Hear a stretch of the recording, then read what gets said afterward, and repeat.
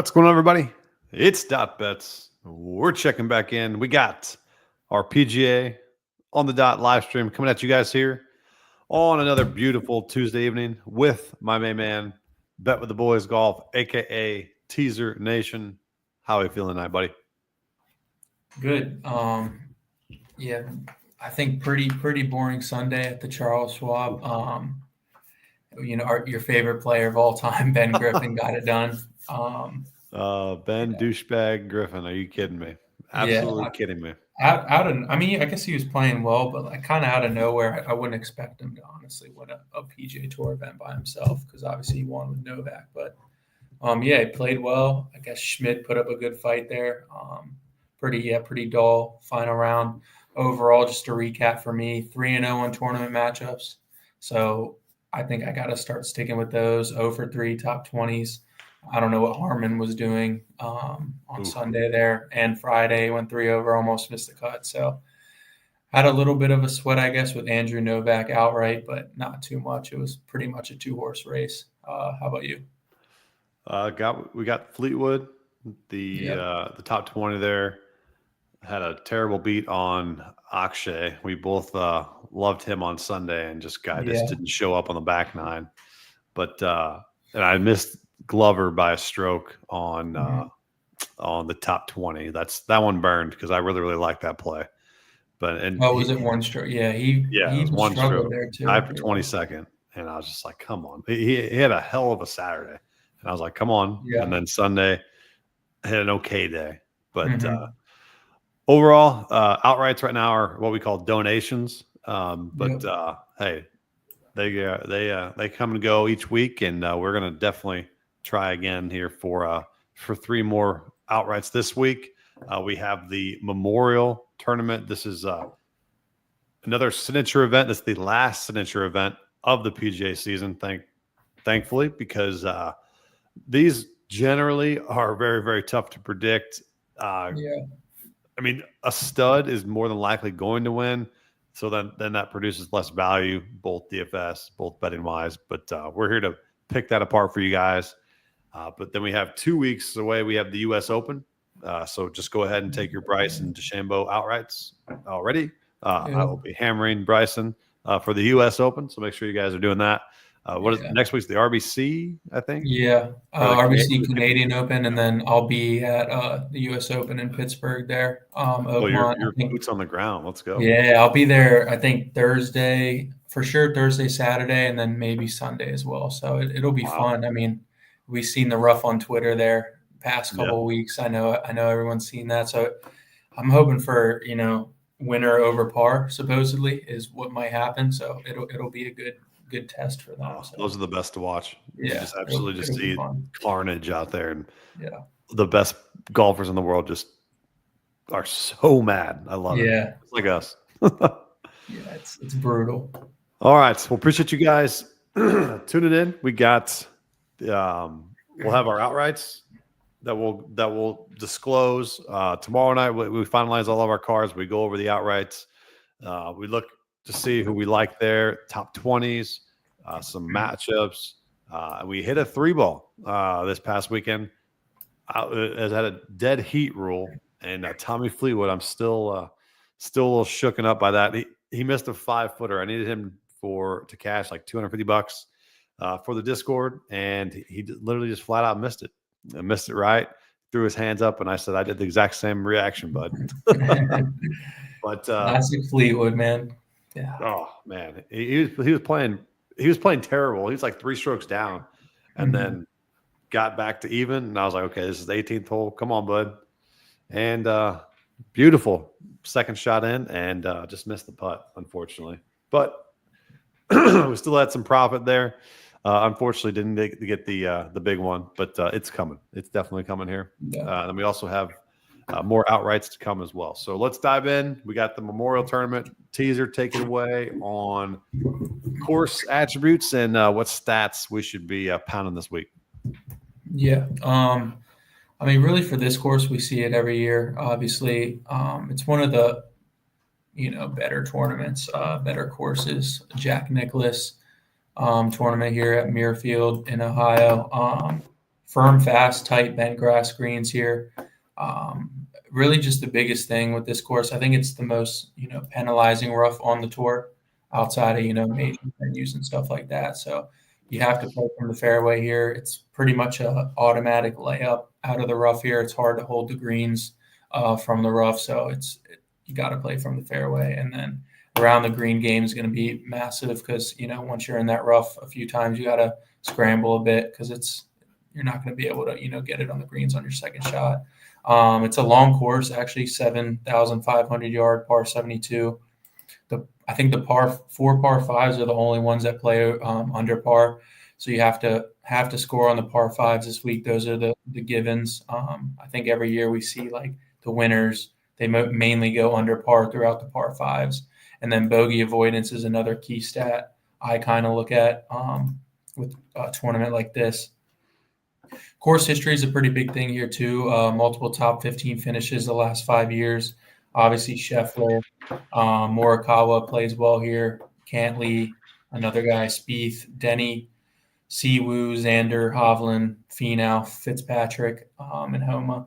So then just strokes gained total, top 10 course history. Cantley's number one, probably going to get me on an outright. You know why, but another donation.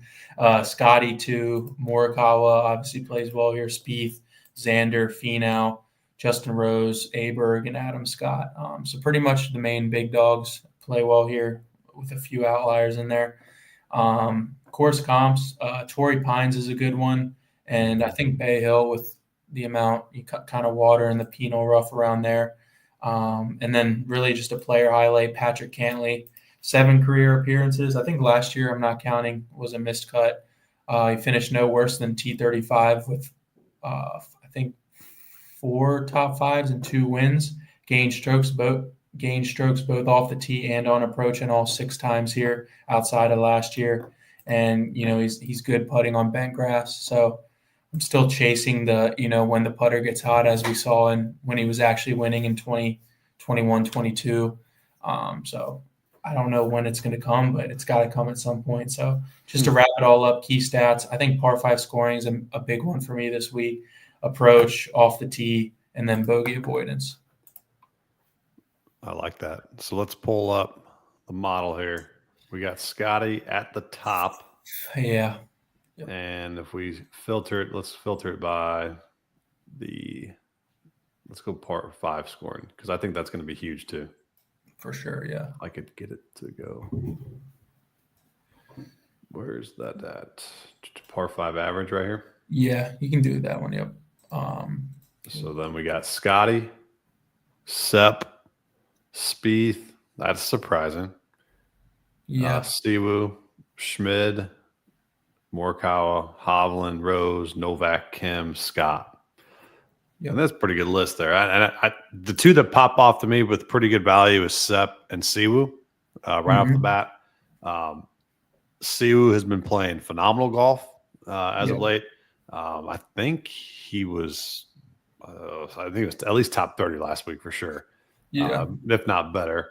Spieth did not play awful. He stayed around, bounced back. I think he was -3 or so, -4 ended up. So I think he was like top 30-ish as well. Mm-hmm. And then Sepp, he's been off the charts this year. Morikawa's, I think down there is intriguing with this course history, plus playing the par 5s pretty well. Such a great long iron player. Yeah, I mean, you can't go wrong there with going with Morikawa, as he's right behind Scotty at 16-1. The plus 280. Me and Teaser will both tell you here right now we're not going to bet that.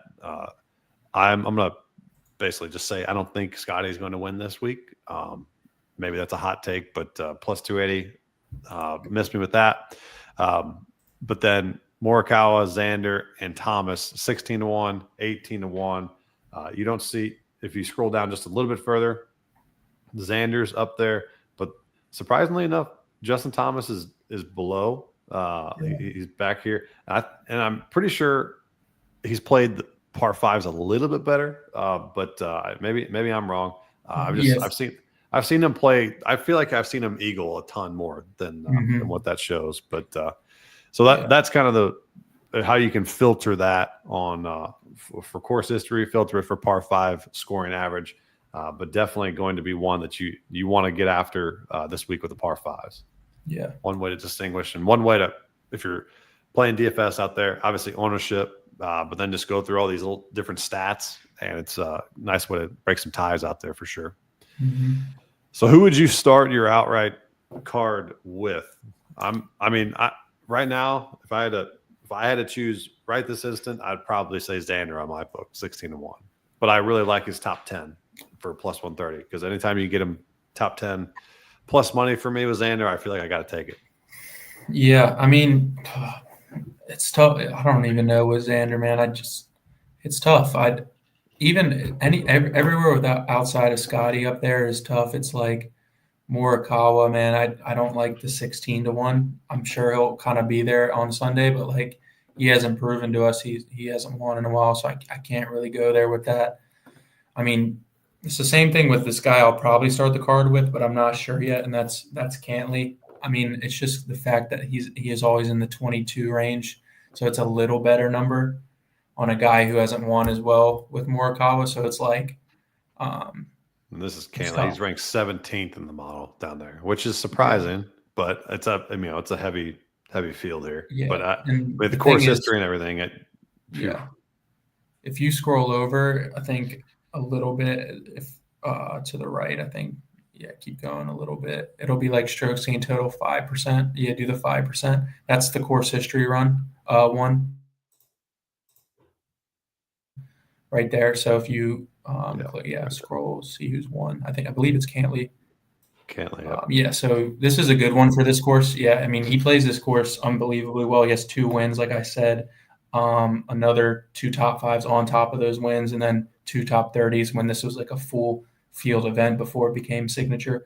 I mean, there's like courses where, I mean, he's a very methodical player. He likes thinking his way around. You got to kind of think a way around this course. He does hit fairways. That's why he's always good here. That's why he gains a lot of strokes. And I mean, he's decent on the par 5s around here. So I think I got to start the card with him. I'm definitely going to bet him in some way. It depends. Definitely like him in DFS as well and stuff like that. So let's see. Cantley, he's coming in right at about 18 to 20%.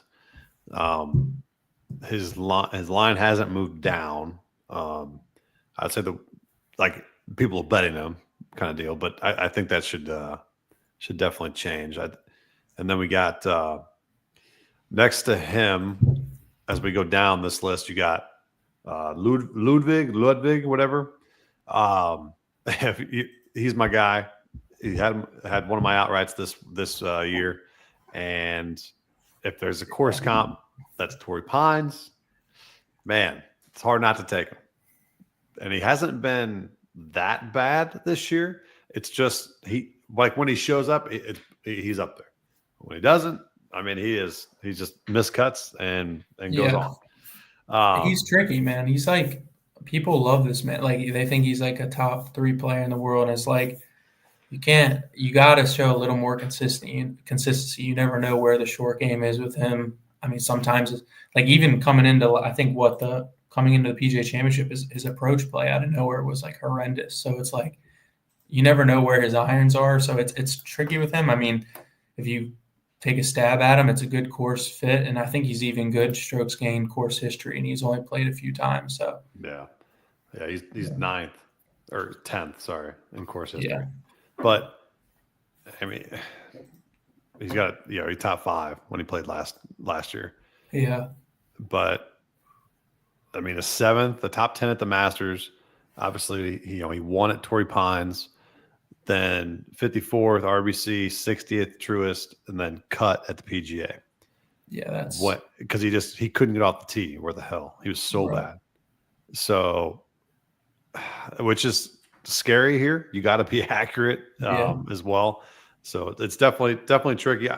I think that the 25 to 1 is a pretty good discount, because if he's playing well, he's up there with Morikawa and Xander. Mm-hmm. So you're really taking a You get a good discount, but the discount is there for a reason. But course comps are there. Be early on a guy narrative is there. Course history, very, very good there. Top 5 last year. I don't hate it. Am I going to play it? I doubt it, but I don't mind if anybody wants to take a stab. Then we got a comment here from Trent. What's up, buddy? Appreciate you tuning in.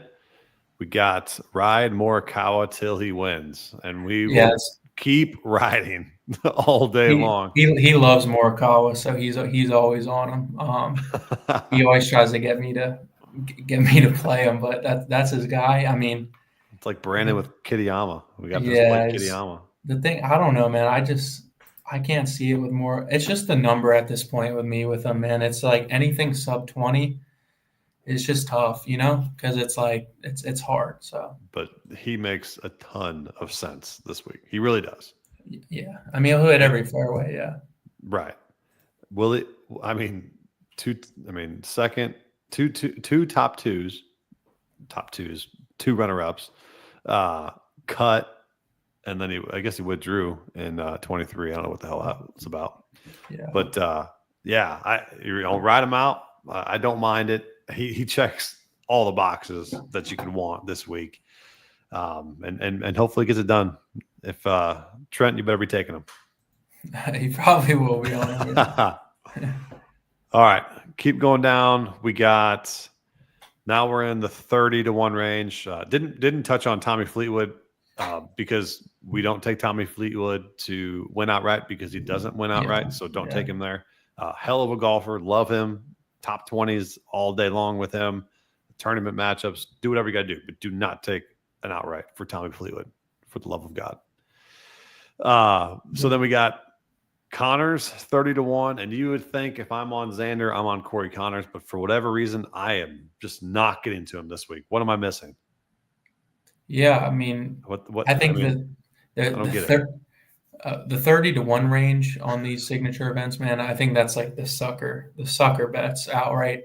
I mean, like Connors is he's been playing amazing this year. I think good finishes. It's just like you can't 30-1 number on him is just horrible, man. I know he has a PGA Tour win, but it's like in this event, I don't like that. Hovland is -120 top 20 for Corey Connors. So he's basically right now he's unbettable in my eyes. Yeah. You're not going to take him 30-1. Yeah, exactly. But then of course you're watching and you're like, shit, he's going to be there. And he should be there. So maybe target him in your 3 balls, in your round matchups, stuff like that. But right now, as you're looking at the board, I think he's unbettable right now. Yeah. And then you said you were talking about Victor. Yeah, my upside king that never goes anywhere. I don't even know. You'll see a lot of people on him this week. Just I think he has decent course history and like you can't really cap like people who say like they know Hovland like when he's going to play well. You don't know when the hell this guy's going to play good or bad. At this point I don't think I'm going to get on the 35. This is a range where I'm not a big fan of. Like he's obviously 15th in the model. Yeah, and people are going to be on him. I think he was one of the top picks this week outright. But this is a range where I'm going to stay out of with him. I mean, Lowry, obviously that's a joke, 35-1. I'm not taking him to win. Spieth, I probably will stay away of. And then even Matsuyama, he would be the one that intrigues me the most given his course history as well. I think he has like 1, 2, 3, 4, 5 top 20s here and like 8, 9 starts. So he would probably be the one that intrigues me most, but him as well, he's not coming in too hot. I think he miscut at the PGA. Tee to green was bad. Approach was bad. So 36 last week. He's not playing real crisp right now. So I don't really like seeing that going into here. So I think probably like you talked about before, I think I'm going to start the card back up with the 40 range. You could either go Sep, you could either go Siwoo, who you mentioned plays awesome here. Even with Keegan and Henley at 50-1, I think I would be more inclined to take guys like that than go into that 30 range. But yeah, I really like Siwoo top 20 plus 110. I think that's a good number there. He's been playing good too, yeah. Been playing very well. And my man Shane, 35 to 1, but his plus 105 top 20 has been the cash cow. So I might go a Lowry Siwoo heavy top 20 and then take an outlier there. But yeah, the 30 to 40 range right there it's tough. I think I'm probably going to start it with Xander, even though Xander's just probably not going to do it. But that's my only heavy hitter up there that I'd probably go with. And then to piggyback on last week, I was on Aaron Rye, and I think I might go back to him. Outright, 50 to 1. I just, for whatever reason, he's popping in some of these models I'm looking at as well. Mm-hmm. Ownership staying pretty reasonable at 10% on DFS. He's gotten some line movement being bet down. 7,600 price tag for DFS. I think he's a low owned guy that could play pretty well this weekend. Bounce back from people kind of like a Berger-esque of last week, where the two heavy hitters just were horrific last week. But if you looked at it, they weren't that bad. Just bad overall in terms of putting, which can vary from week to week. So don't mind it one bit. I think it's a sneaky one to go back to with Aaron Rye, even though he's cut, because before that, he had 27th, 38th, 18th, 23rd, 19th. The guy was playing great golf. Yeah. And has a top 26 here and cut as well. But the main thing last week was his putter, and he lost 4 strokes putting. And I'm okay with that. Same boat as Berger. Those putters, they're very, very hot and cold. And when they're cold, they're not fun to play with. So I think, the same thing with, just like Berger lost 4.5 strokes putting to the field. So always look at that. If you're seeing a bunch of green, tee to green, 2.5, off the tee, 2.5, approach was about 1. And if it's just putting, they can get that situated in a couple weeks or a couple days. So I think Berger and Rye are good bounce back candidates. You got anybody else in this 50 to 60K range? Yeah, I think the last person I'll talk about, I don't know if I'll go outright on him, but a plus 135 top 20 is Keegan Bradley. Not the best course history here, but I'm just kind of looking at his PGA Championship, 8th place 2 weeks ago, and gained 3 strokes total, 2.5 tee to green, ball striking 1.7, around the greens 1. So I gained throughout the bag. Putting was negative, around a half a stroke there. So it's always good when you see Keegan kind of striking the ball well. It's just that's why I'm going to kind of take the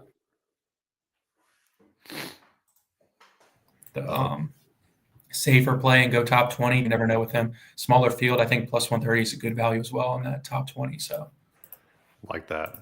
All right, so let's get into some long shots.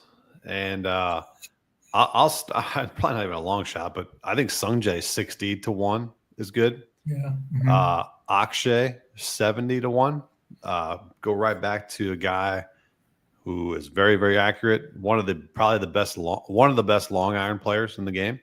If he gets close, if he gets there, I think he can do well. You got Bezzy, I think, is the best long shot. Yeah. That's plus 110 or 110 to 1. And Glover at 110 to 1. 2 very, very good long iron players that can hit with the best of them. Those are my 2 favorite long shots. What about you? I like Bezzy too, but 100 to 1 here. Bud Colley, coming off a 3rd last week at Charles Schwab. Yeah. I mean, I would say he's not like I think he has a 9th here back in 2019, but he hasn't played since 2020. But he's coming in kind of decent form. Gained a lot ball striking in total last week. I mean, I think he would kind of fit here. Guy hits fairways. He's great on approach. So I like he's kind of trending in my eyes. So I think 100, 101. I think a placement obviously would be better, but it's a pretty good value there on him. Like it. That's really one I like. Honestly. Sprinkle those guys. Those when we say that these are long shots, they're long shots for a reason. And on signature events, more than likely, a heavy dog is going to win and be up there. But all right, so let's get into the show with our tournament matchups here. If you guys have not been following Teaser, you've been losing money. And if you've been following me, you've been losing money. So listen to Teaser on whatever he wants to do, as I should have done last week, because he basically offered me up and said, let's make this a duo pick right here, a stream pick. And I said, no, I'm going to go with, Tom Kim over Kurt Kitayama, like a complete dumbass, and went under 500 for the first time all year. So that's not fun. But Tom Kim finished -1. Kitayama was -4. Somehow, some way, Kitayama found a way. But Lucas Glover over Mackenzie Hughes was the play. We got 10-4-1 on the year. Absolutely killing it. So let's listen up to what Teaser has to say and fade what the hell ever I'm doing. We're both in one this week. I feel it. Anyone that stands out to you currently? Man, I'll let you glance at the board really fast. And I think if you know me, you know where I'm going to go. There's one little thing we kind of do after a certain thing happens the week before, and we fade that guy. Hold on. Who is? Is there a Griffin? Is there a Ben Griffin? There is. Harris English. Yep. Yeah. I'm thinking about it. I actually like that. Yeah. Yeah. It's more of the fade of Griffin, and I looked at his course history. It's not great here. Just given, man, English isn't the best here either, and he's tough. I'm usually a big fan of Harris English, but it's like you never kind of know with him. But I'll keep scrolling for now, and then I'm putting that. I might trend towards going with that one. They've got. You always got to fade the douchebag right there. Yeah, these are. I honestly think they're tough this week. The matchups, they did a pretty good job matching people. So this one also makes me think I really like Aaron Rai this week, because the tournament matchup here with Sungjae, he's heavily favored at -130, which is a good sign. So bounce back with Aaron Rai. I think if you're playing DFS, I think that's a very good pivot, and not a low-owned guy, but a mid-range guy that you're going to get some pretty good value. So if you go over the field on him, hopefully we're right this week on that. Yeah. There's one kind of like Cantley over Fleetwood, but you never really know with Fleetwood. Every time he's only played here last year and he got a 20th. So I don't know with Fleetwood. I'd probably stay away from him because he always somehow is there, like we said before. But honestly, I honestly think my favorite one is I'm probably going to go English -115 over Ben Griffin, honestly. Just given we like fading the winner the previous week. It kind of takes a lot out of you. We've seen it before where they come in the next week and they're just, mentally drained. You got a lot going on. The days upcoming to the next one. You got a lot of media, some new things you're not used to with a first-time winner like that. So I'm going to go with that, the fade of Ben Griffin there. So. Oh man, I can't believe I'm doing this one, but I'm gonna. I actually this line doesn't even make sense to me, because Noren he's only played twice. And I would say the two scenarios that he's had where he's played the Truist and PGA, I don't think he should be favored here against Akshay. So I'm going to get Akshay at some plus money here, plus 100 over Alex Noren. I actually didn't see that one. I actually love that one, but I'll stick with mine. I mean, we got a cut and we got a T22 from Akshay here. Hasn't really putted the greatest here. But overall, I think he's a solid play still with his approach game. That's an interesting line, man. That's very interesting. Yeah. The guy's only played 2 times this year. Yeah. And he showed well at the Quail Hollow, but I think that's more of an anomaly than I don't even think he has his card. I think he's just getting sponsorship exemptions right now. Yeah, and he's a good golfer, definitely He good, is, yeah. and he's he's long too. So I mean, he can definitely compete with the best of them. And I remember being on him several times last year when he was on this hell of a run, like T10, 13th, 45th, 30th, 9th, 30th, 12th. Like he was up there. And I'm just gonna fade a little regression here for a guy who hasn't played that much golf. So Batia over Noren there for plus 100, and you got Harris over douchebag. You had to do it for the vibes. For the vibes of the stream, man. Had to. All right, so we'll have our full cards out tomorrow night, and make sure. Do you guys run any specials for Discord members coming in? Bet with the boys. Same, yeah, just same. Just same VIP cards every week. If just link in the bio of my Twitter, same name as what is under the screen here. So if you want to join the Discord, giving out free plays, I think we're up I haven't calculated last week, but up close to 35 to 40 units this week VIP. So one outright, and we're still winning. So I don't know what to tell if you're missing out, man. That's hashtag consistent right there. Yeah. We got Trent. One last question here. He says Corey Connors, top Canadian. Ooh, let me see. I mean, I gotta make sure it'd be him or McKenzie, right? We got Pendrith, Hughes, Taylor, and Pendrith. Pendrith is okay. I'm always down. This could be the way you get. Maybe that is the way that you get to Connor this week is bet that market again. Because you could probably cancel out Adam Hadwin. He's playing horrendous right now. Probably cancel out Hughes, Nick Taylor. I mean, there's going to be one guy who I think out of those four, it's going to be one you're fighting with. But I like the value at plus 135. Yeah, for sure. What do you think about that? The more I'm thinking on it, probably the best way to go about it. I mean, Connors he's up there in the model. I mean, he's top 3 in the model for a reason, but I mean, we both don't like the outright number. Either you take top 10 or top Canadian. Top 10's 210, but I don't know. I think the top Canadian there, plus 135, but not a bad market there for. Let me see. I think Connors. I mean, it's 1 out of 4 there because Adam Hadwin ain't going to do nothing. But I've seen a lot of love for Nick Taylor. Nick Taylor is sneaky this week, I think. Yeah, he's. Yeah. But if you're going to bet Corey, good question to end on. But I think that's the best market there for Corey Connors. Yep. Besides playing him in DFS, if you should definitely play him at 15% ownership there. Mm-hmm. Maybe get double the field.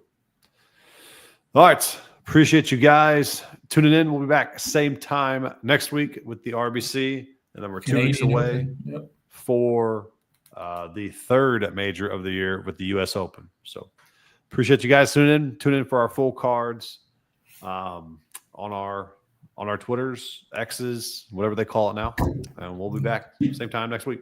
See you guys.